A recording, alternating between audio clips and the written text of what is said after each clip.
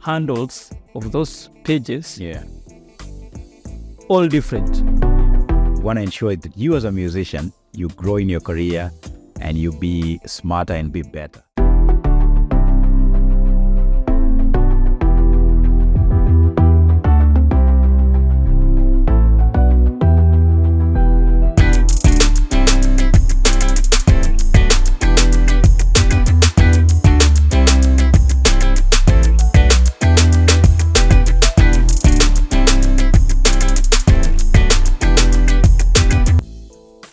Hello and welcome to KUZA MZIKI, where it's all about be smarter and be better. We want to ensure that you as a musician, you grow in your career and you be smarter and be better. How's your mic? Kabisa. Good to see you. Good to see you as well, man. Yeah. Yeah. We are all, I like the hoodies. All branded. Yeah. So this is the official KUZA MZIKI logo. And big up to Kevin Provoke. He's the one who designed this. Thanks, Kevin. A multi-talented guy. He's an audio producer, video director, graphic designer. Yeah. And he's dope in all those things. Awesome, man. Yeah. Shout out to you, Kevin, man. Thanks for these really nice hoodies. Yes. So you guys will be seeing this more and more in our merchandise, in our videos, Right. as we make musicians smarter And better. and better. That's right. And feel free to follow us everywhere on our socials on Instagram, Twitter, Facebook, and subscribe to our YouTube channel. Everything is at KUZA MZIKI. Yeah. And Mike, we've always said this, and when we started, we just don't want to have impact. We're shooting this from Kenya, but our aim is not just to have impact in our country here in Kenya. Yeah. We want to see art musicians in Zambia, Uganda, Tanzania, Nigeria, Rwanda, Angola, South Africa, Mozambique, Zimbabwe. Yeah, everywhere. So all over Africa. And not just now in Africa too. We want to see musicians in Europe, in Asia, in the US. We believe there's something good in Africa. Yeah. And we believe the content that we're sharing will definitely impact generations of musicians. And it's that knowledge is applicable wherever you are, because as you guys know nowadays, the world is a global village. You're right. In that technology has brought us together in the sense of we're able to harmonize information. Yeah. So whether you're shifting to a different country, you'll go and effect whatever you are effecting in your country, and it will still work. Yep. So that is the goal of KUZA MZIKI. That's right. So in our last episode, we started an amazing conversation, just the basics that you need to build a successful career. Yeah. Music career. And we said very important, number one, was self-discovery. Number two, visual identity. Number three, Mike, personal image. Brand story. And then lastly, we did online presence. And we just started touching on consistency. And that's where I would like to continue and start from on this episode. Yeah. Consistency is key. Yeah, especially Mike in this day and age. In terms of branding, yeah. Yeah, or in terms of branding. Yeah. Especially in this day and age where people like to do a lot of self-taught thing. Yeah. Yeah. People go to YouTube University. YouTube University, yeah. And now there's ChatGPT. ChatGPT. So whether you're self-taught or whether you are going to school to be taught, or you just have a passion to build yourself, not just in music, but in any other career, but specifically in music, you need to be consistent. Yeah. Let's talk about that. And as they say, just to amplify on that, what AI has come to this to amplify our productivity, to make our productivity better, seamless. So because we have people who always view technology as something that is coming to take away something. It all depends with how you view it, right? Because, for example, ChatGPT, it will give you the output of what you feed it. Yeah. So if you give it some standard information, it will give you some standard report of feedback. So basically, for me, that's how I view technology. Yeah. And I know, example like YouTube University, I know a lot of people who are earning a living because of skills they've gotten from YouTube. Even I'm one of them. A lot of the skills that I know SEO, where it's running Google ads, tutorials, nothing else. Yeah, literally. Even the guys with us here right now are amazing crew. Shout out to Mr. Rafael Clinton Benitez and Frank Graphics. Rafael Clinton Benitez. Yeah. So all these I didn't guys know he are, had yeah, he's 3 names. swagged up guy. Okay. All these guys are YouTube University. Of course, there are things they learn from each other and from people. From But collaboration, mentorship. Yeah. right. So let's talk about it. But before even delving into, you said something very important, Mike, on using technology. Yeah. I was recently on a leadership conference or summit, and one of the ladies, I really liked what she said, because she was asked, okay, so this AI thing now, it's going to take away our jobs. But she said, AI won't take away your job, but it will take the jobs of people who have not positioned themselves or empowered themselves to use AI in their specific Fields, exactly. Yeah. The AI is not the problem. It's you as a person who is the problem. And we can't fight it, as in the world is moving. It's us to adapt to whatever is coming our way. I remember when Uber came to Kenya, There was a huge fight. A lot of taxi guys, you are like, no. Now you guys are stealing our jobs. Yeah. They had to adapt. They had to bow down. Yeah. So let's talk about branding from consistency in terms of branding. Yeah. So what that means is most of the time I come across a social media platform for a musician. Yeah. Let's say it's a new artist who has come to us to do PR, in that they have a project they want to release. Yeah. And because we usually have a list of things we request them to send us. In this regard, it's my company, Terrazzo New Media, which we do entertainment PR. So an artist comes, so we request for send us your professional photos, send us the audio of the project, send us the video of the project final, and then we ask them to send links to their social media platforms. So most of the time when we go to those platforms, what we find is you find the image that is on the Facebook page different from the image that is on Instagram, Twitter, YouTube. Yeah. Number two, you find the handles of those pages all different. Yeah. An example you find on Facebook, the handle is Rafael Benitez. So on Instagram, on Instagram, you'll find they're using their real names. And on TikTok, different. So that's what we mean by consistency across all social media platforms. In the sense that ensure all your handles are uniform. Find a way. Even if it's already taken up, it should not be very different with each other. For example, if your stage name is Mike Mutenyo and you find it's taken up, you can add Mike Mutenyo KE or Kenyan. Other than you coming up with a different name. The problem with that is that when guys are searching for you, for example, they just Google your name, it will bring up so many different things. So it's very hard for someone to connect that this is the same person on this platform. Another thing is on those social media platforms, for example, now the Facebook cover image needs to be seamless, in that ensure once you have done the professional photo shoot, which we spoke in the previous episodes, get a graphic designer who will do proper designs for you with the right dimensions for each page. So same design of the banners, just ensure the dimensions are customized for each platform.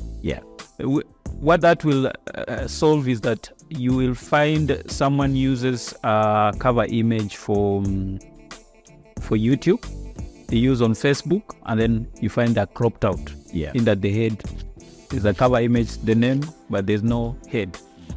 So when someone goes to such a page, you know this is not a serious person. This is not a professional person. And excellence when you're doing your branding speaks on your behalf. So that's a very key component. So when we speak about consistency in branding, those are the two things we're talking about. In your handles, harmonizing so that they look the same across all platforms. Number two is harmonizing the designs so that now all designs, you get the dimensions that are right for each platform. I think the other thing that's awesome. The other thing that I'd like to add that I think is important when it comes to consistency in branding is when it comes now to your posts. What are you posting on those platforms? So that it's not that when you come to your Facebook, what you're posting on Facebook is totally opposite from what you're posting on Twitter. Or the content that you're releasing on YouTube. If we go to your Instagram and your TikTok, they are not totally different. They're in the line. Someone might not know even what you're pushing. That's right. What do you do? In that, if they go to your Twitter, you appear like you're a vlogger. When they come to your Facebook, they find you're a musician. They go to your YouTube channel, something else. I know the language could be different. For instance, LinkedIn is a very professional platform. So you'll find probably it's the same message, but probably the language on how you'll deliver on LinkedIn is different from how you'll do it on TikTok, on Twitter or TikTok. But the message or the post is the same. It's the same. So ensure that is consistent. That's very important. And just related to that, there was once a musician who asked me if LinkedIn is a platform that is important to a musician. My answer to them was it depends, because as we will discuss more about this, the choice of social media platforms, they are dependent on several factors.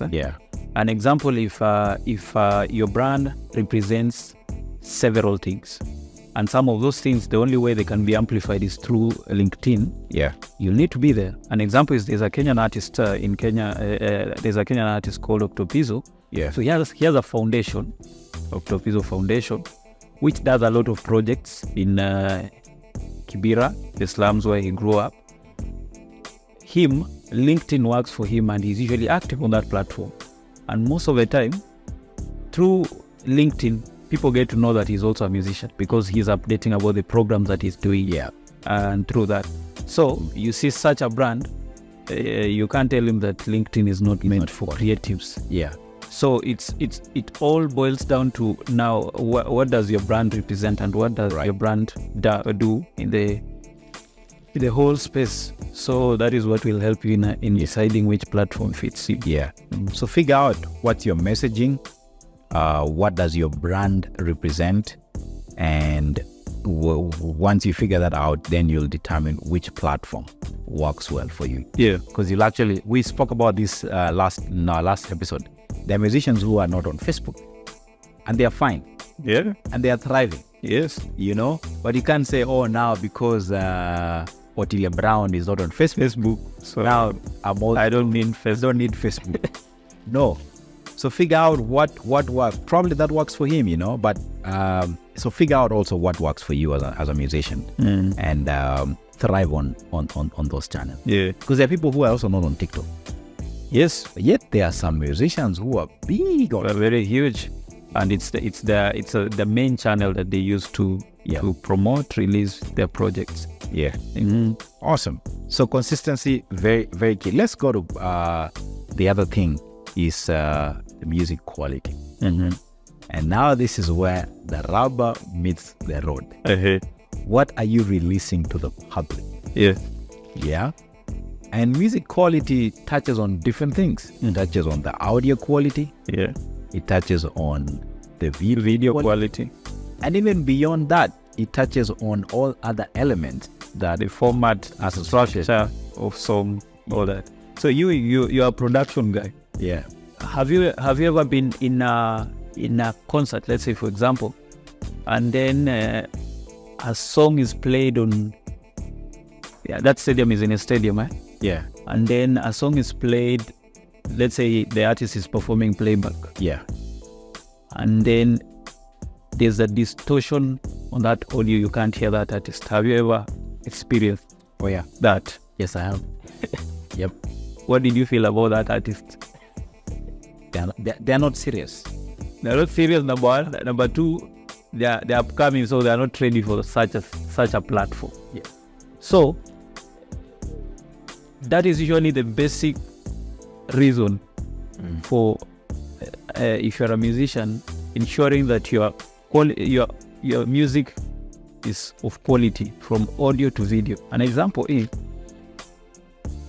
when you're releasing music for all seasons, for all platforms, for everything.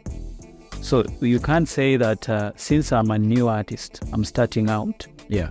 My music is for community radio where my friend is a host. So I will never need my song being played in a stadium. Yeah. Preparation, luck is opportunity. When opportunity meets preparation.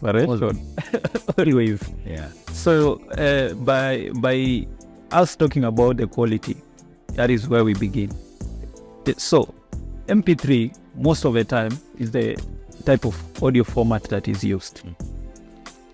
I usually advise artists, when you're getting that audio from an audio producer, tell them to send you a high quality audio, and even go further and specify that I need this audio in 320 kilobytes per second. Yeah.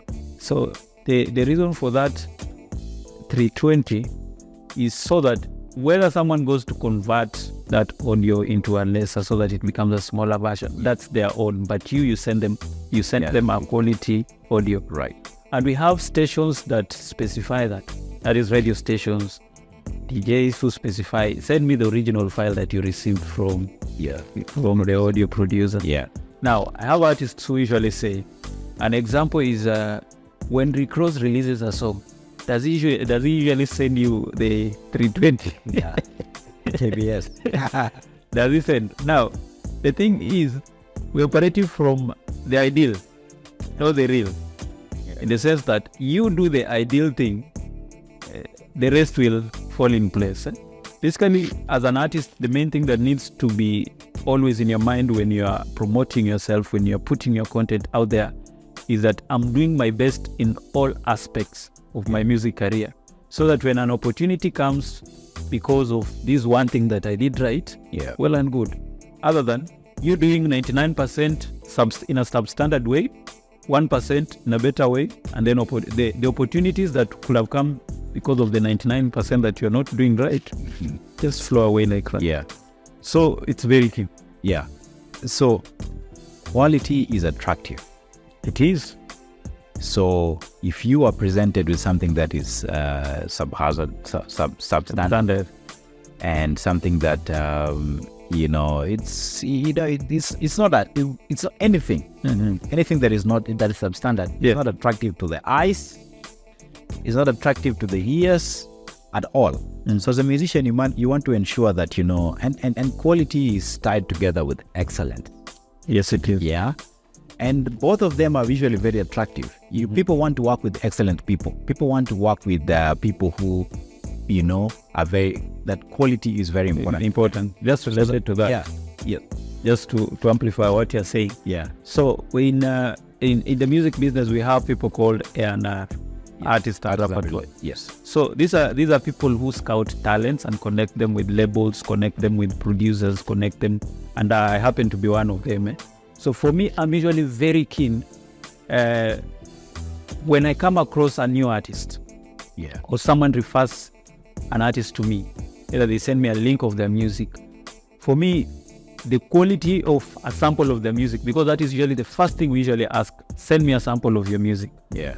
The quality is usually the first thing that I know. Yes, this person doesn't have money. Yes, this person is a new artist. Yes, this person doesn't have the network of the best producers, but they are keen with quality. So it's very key. The professionalism, it brings you out as a professional person. Absolutely. And any other person who is professional in the music industry, who is a professional in the music industry, if they come across your content, they will know this is a serious person. Right. Another thing is these platforms that we use to distribute music to, which is a streaming platform like Spotify, Apple, Tidal. Most of those platforms, they specify a specific quality they want on their platforms. Yeah. So we're not looking at you going all the way. You paid for an audio session, you paid for mastering, mixing and mastering, and then your audio is turned down by those platforms. Yeah. Or, yes, it's accepted, but they have systems that rank the quality of music on those platforms. Yeah. And they know which ones they can push to specific playlists. So you find yourself, you can't find yourself on a playlist of the top 20 new releases in Kenya. Yeah. You think they hate your style of music. Yeah. Yet, so that very crucial key components that we overlook as musicians. Yeah. Yeah. So I have some musicians that I listen to, here in Kenya. Yeah. Or I've listened to, and I think they have really good quality. Yeah. I've listened to Kanji Mbugua. Yeah. Yeah. Excellent musician. And the quality of his audio, is just out of this world. Yeah. There's a musician that probably there are people who don't even know really a lot. Yeah. There's a guy called Noel Derito. Yeah. If you listen to his album, you can tell it's just something. And Octopizzo, we just talked about Octopizzo. Yeah. His audio quality is insane. It's out of this world. Yeah. Of course, I know he does a lot of his mixing and mastering in Europe, abroad. Yeah. But that should not be an excuse that he can afford to produce, have his music mixed and mastered outside. Yeah. It doesn't mean that our local producers cannot do some good quality work. They can. You have some producers that you can. They can. Yeah. Yes. Even before I name a sample of them. Yeah. There's the audio recording process, the audio production process is a very complicated process, right? But to an ordinary person, they'll think it's you going to a booth, recording the microphone, and then the same guy, that person will be recording you and guiding you. They'll go mix, master, and give you the song. Yeah. That's fine. That's our normal Kenyan way of doing things. But ideally, we usually have an audio recording person. We have a mixing and mastering person. A mixing person. Yep. We have a master person. Yeah. All those people, they're different people. We understand our industry is still growing, so it has all the. We have cases whereby one person does all those things. Just like in our industry, the way we have an artist manager is the booking person, is the A&R. A&R. Yeah. Is the logistics person. Yeah. When you're doing video shoot, we understand it's because the industry is growing, and also when you have a new talent, maybe there are no resources to be able to do that. Right. But as you grow as a musician, you need to be very conscious of knowing the ideal things that you should do for you to have projects that are up to standard with where the world is. Yeah. So we are privileged to have producers in the industry who've been there for long, and they really mastered the art of mixing. We have producers who've been in the industry and they've experimented with a lot of sounds. Experimenting, I mean they've produced a lot of types of music, so they have an understanding. They have an ear. They have a keen ear. Yeah. Of knowing this kick should not be in this song.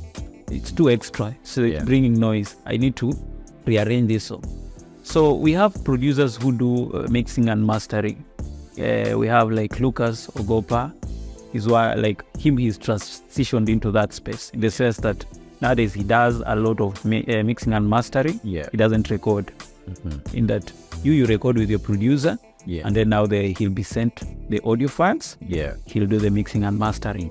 That's why he's even done a lot of sound for movies. Yeah. Because for you to reach the level of doing sound for movies, there's a level you must reach in terms of how you listen to music. Yeah. We have Musyoka. One of guy I wanted to. Yeah. Musyoka is Decibel record. Yes, Decibel record. That's a dope. One of the best sound engineers that we have in the country. So in the music ecosystem, we have all those types of people. We have people who are just good at arranging music. There's a guy who's a known mic, Dominic Dominic Kayamba, who has told you he's not known? Yeah. Unless you're saying he's not a celebrity. That's the thing. But you see, for producers, they don't need to be celebrities. Absolutely. A producer is like a music professional like me. Yeah. If you go to individual artists and ask them, do you know Mike Mutenyo? They'll tell you, I know him. But if you go to a normal fan of that artist, they'll tell you they don't know me. Right. Which is understood. Which is fine. It's still fine. Yeah. So like those producers, they're known to be to musicians. If you go to these specific musicians and you ask them, my sound, I'm doing praise and worship. I'm doing worship music. Who's the best guy who can do capture my vocals well? Yeah. I'm doing a live gig. I need the person who will be in charge of sound in that live gig. They know those people, and Kayamba falls in that category. One of the best. I know him. Yeah. In Nigeria, because now Afrobeat is they say Afrobeat has taken over the world. Yeah. That's the truth. Do you have in mind any in Nigeria as a lead audio producer? Yeah, there are quite several. Yeah. Is there anyone who you'll be like, I think this guy does a decent job? There are quite several. Yeah.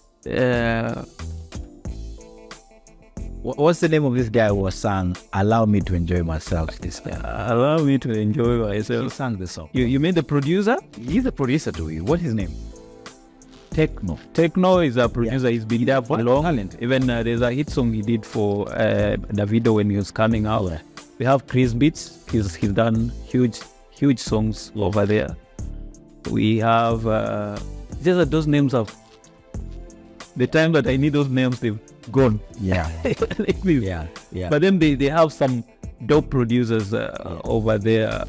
Shizzy is one of the producers. He's done a lot of songs. There are quite several. Yeah. So, but the advantage that now Afrobeat has is that they since their sound has gone global, they've had a chance of being able to export the expertise to other industries. The sense that one thing that they're very intentional, which it's something I'm looking forward to Kenya as having that. Is their creative space is very hungry. Yeah.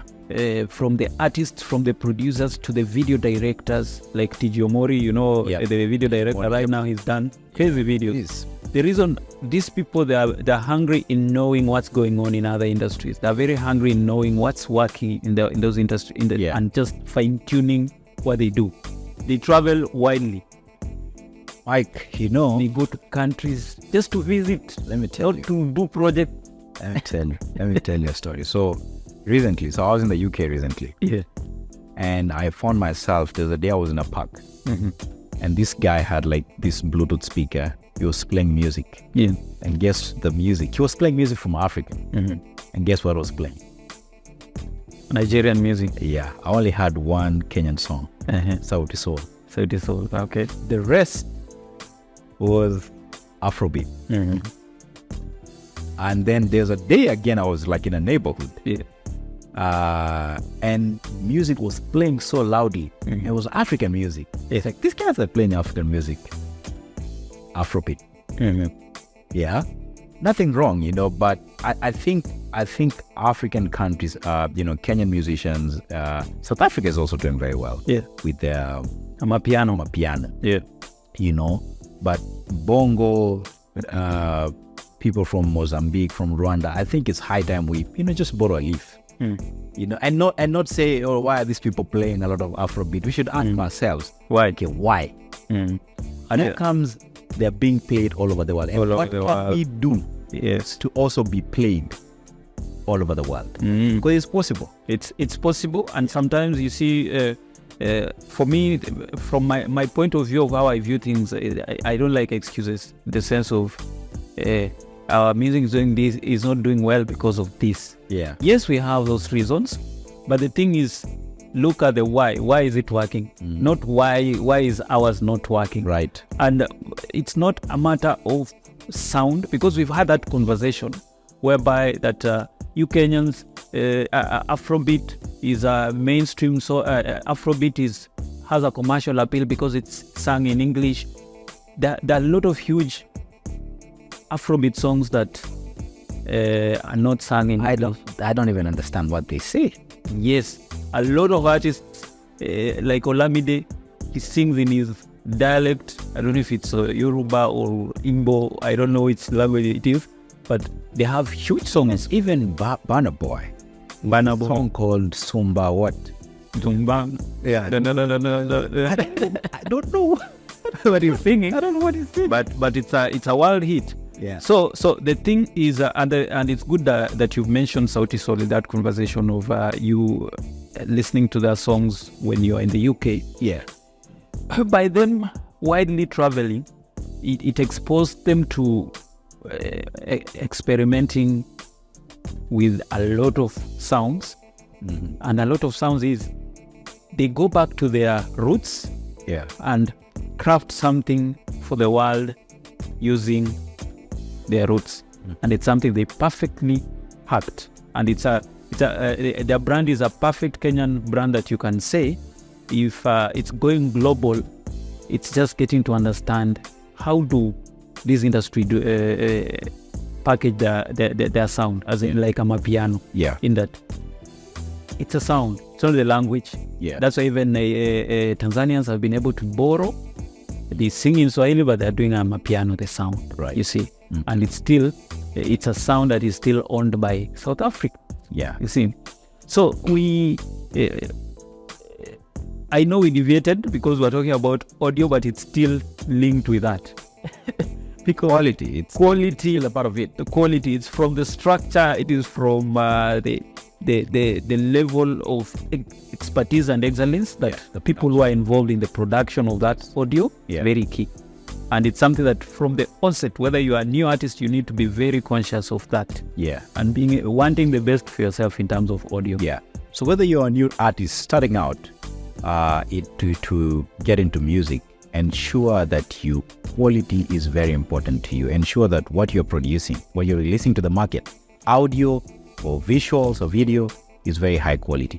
And also, if you're already an established artist, because sometimes some established artists make that mistake. Yeah. I'm already known. Yeah. So just do some funny video because either way people know me. You know, ensure you still maintain that quality. Yeah. So that what you're releasing to the market, you know, is still up to standard. Yeah. We're going to That's take a right. break and then we'll continue this conversation on part 2 Yeah. of this. But remember, consistency is key and quality is important.